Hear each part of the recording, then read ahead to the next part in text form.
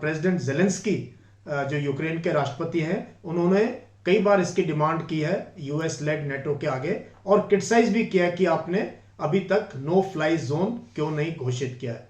तो आज छोटी सी वीडियो में मैं आपको ये समझाऊंगा कि ये नो फ्लाई जोन का क्या मतलब है। देखिए, नो फ्लाई जोन का मतलब है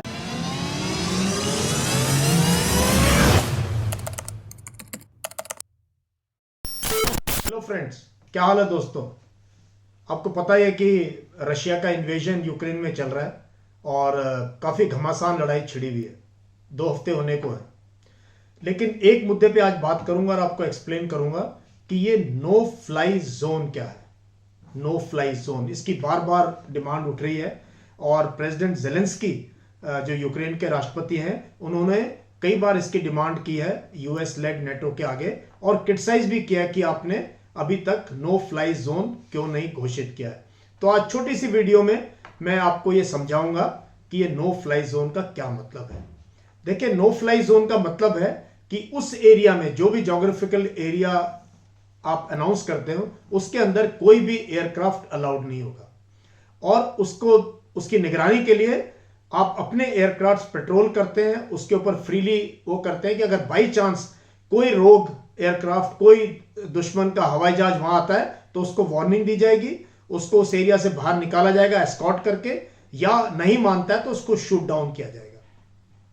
अगर यूक्रेन एक बहुत बड़ा देश है, तकरीबन 7000 किलोमीटर इसका रेडियस, इसकी बाउंड्री है यूक्रेन की, इसकी जो नेशनल बाउंड्रीज है, ये बहुत बड़ा देश है। अगर इसमें यूएस लेड नेटो फोर्सेस अगर नो फ्लाई जोन डिक्लेयर करते हैं तो यूरोप में जहां जहां जो नेटो के मेंबर्स हैं, उनको अपने एयरक्राफ्ट यहां भेजने पड़ेंगे इस एरिया की पेट्रोलिंग करने के लिए, इस एरिया की निगरानी करने के लिए। फिर इनको अपनी सैटेलाइट द्वारा, अपने इंटेलिजेंस, सर्विलेंस और रिकॉनेसेंस इक्विपमेंट से इस एरिया की निगरानी बहुत माइन्यूटली करनी पड़ेगी।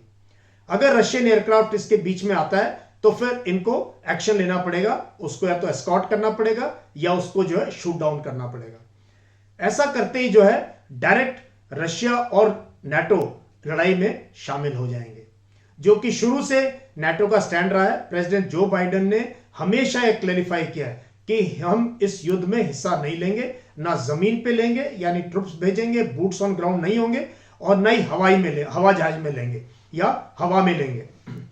तो नो फ्लाई जोन इसलिए जो है नाटो फोर्सेस अवॉइड कर रहे हैं, इसको शायद नहीं भी करेंगे, क्योंकि इस केस में डायरेक्ट रशिया के साथ लड़ाई हो सकती है।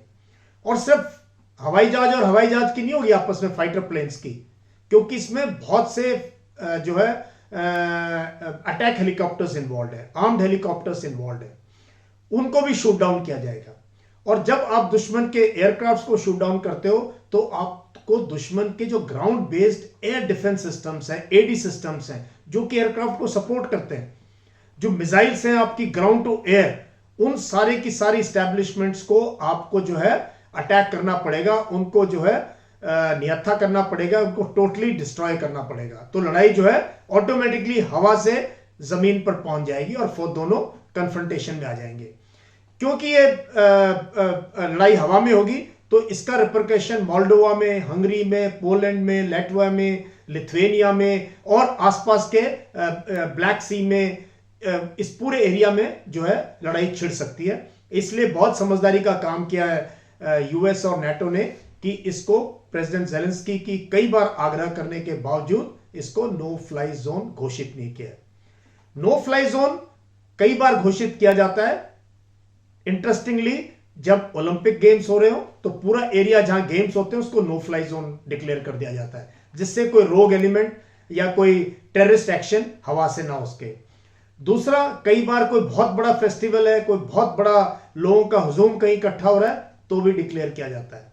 और अगर आपकी कोई इंपॉर्टेंट स्टेट की बिल्डिंग है, कोई आपका ऐसा वनरेबल एरिया या वनरेबल पॉइंट है, या कोई ऐतिहासिक ऐसा स्थल है जिसको आप चाहते हैं कि कोई भी दुश्मन ऊपर से उस पर अटैक ना करे, वहां पर भी नो फ्लाई जोन डिक्लेयर किया जाता है। But those are very small localised areas. इससे पहले 1991 में अमेरिका ने डिक्लेयर किया था no fly zone over Iraq, और लिबिया पे भी किया था नो फ्लाई जोन।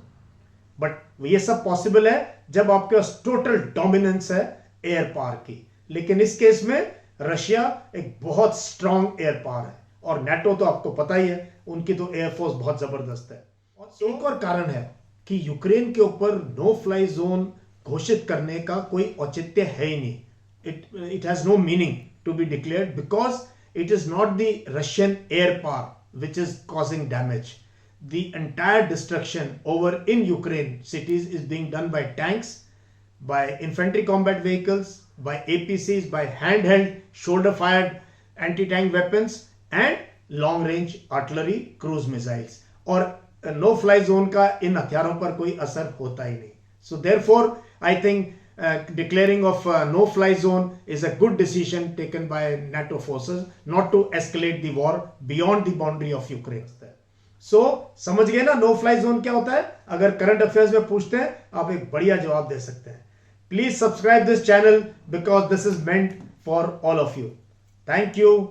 जय हिंद.